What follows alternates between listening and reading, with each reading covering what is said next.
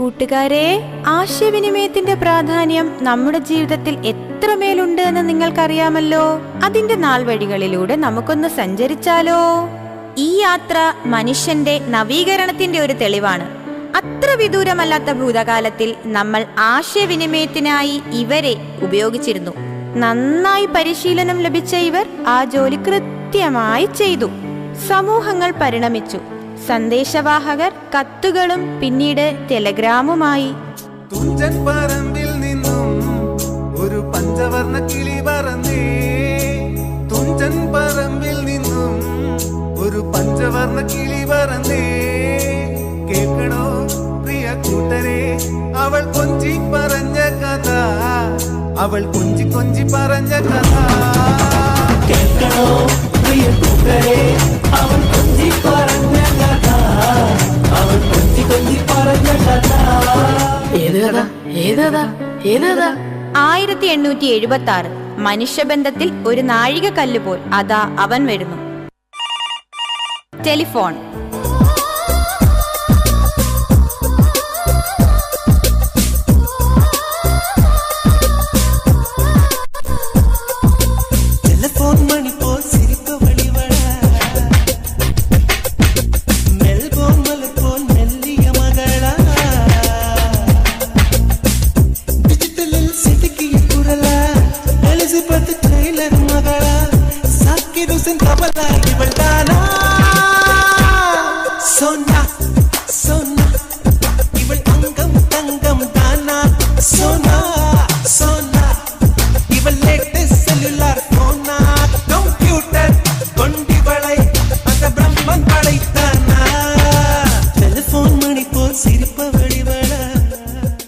ഇനിയാണ് മക്കളെ ശരിക്കുമുള്ള താരം വരുന്നത്. നമ്മുടെ സെല്ലുലാർ ഫോൺ അഥവാ മൊബൈൽ ഫോൺ. ആശയവിനിമയത്തിലെ ഒരു വിപ്ലവം തന്നെ ആയിരുന്നു അത്. നമ്മുടെ നെഞ്ചിലേക്ക് പ്രതീക്ഷകളുടെയും സ്നേഹബന്ധങ്ങളുടെയും ഒരു ബാണം തന്നെ അവൻ അയച്ചു.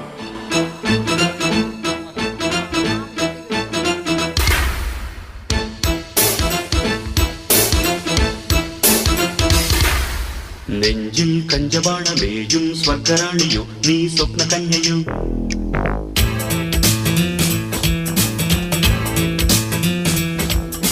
മുന്നിൽ ഇന്ദ്രജാലമാടും ക്ലിയോപാട്രയോ നീ ഡെസ്റ്റിമോനയോ.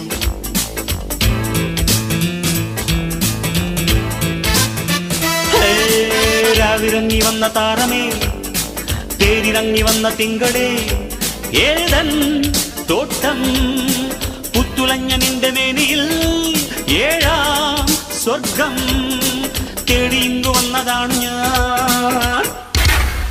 കൂട്ടുകാരെ, ഈ തുടക്കം ഇന്ന് നമ്മുടെ ജീവിതത്തെ ആധിപത്യം പുലർത്തുന്ന സ്മാർട്ട് ഫോണുകളായി പരിണമിച്ചു. നമ്മൾ നന്നേ പാടുപെട്ടു ഇതിനെ ഒന്ന് മനസ്സിലാക്കാൻ, ഒന്ന് കൈപ്പിടിയിൽ ഒതുക്കാൻ, ഒന്ന് കൂട്ടുകൂടാൻ.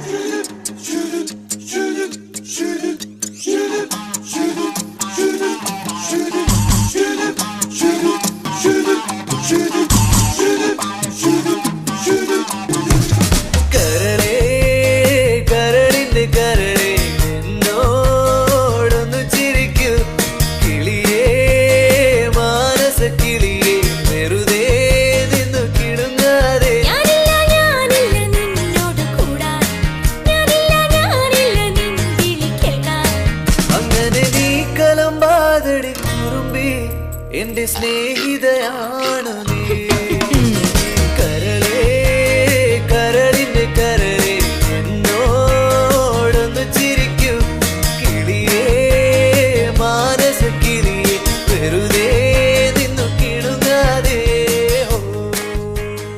നല്ലത് മാത്രം കാണുക, പറയുക, കേൾക്കുക എന്ന് പറയുന്ന 3 വാനരന്മാരെ നിങ്ങൾക്കറിയാമല്ലോ. ഇതും ഒരു വാനരനാണ്. എന്നെ മാത്രം കാണൂ, എന്നെ മാത്രം അറിയൂ, എന്നെ മാത്രം കേൾക്കൂ എന്ന് പറഞ്ഞുകൊണ്ട് ഇന്റർനെറ്റിന്റെ മായാലോകത്തിലേക്ക് നമ്മെ എത്തിച്ച വാനരൻ. പിന്നീട് എന്തായി ഞാൻ പറയണ്ടല്ലോ, നിങ്ങൾ തന്നെ കാണൂ.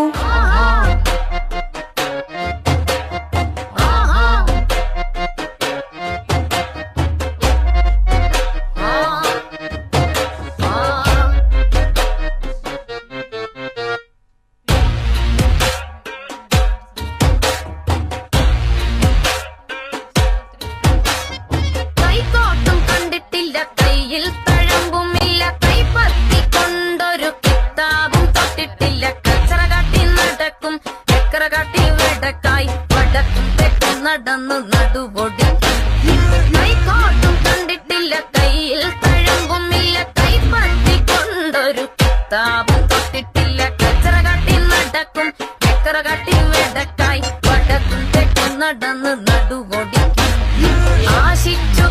പെറ്റ മാതാവും ആശ വറ്റിച്ചു വാഴും പിതാവും ഇവൻ നന്നാവും കാലം കിനാവു കണ്ടത് 2ാം സെമസ്റ്ററിൽ തീർന്നു. ഇതൊക്കെ കേട്ടിട്ട് ഇതിനെ വിടാൻ നമുക്ക് ഉദ്ദേശമുണ്ടോ? ഇല്ലേ ഇല്ല.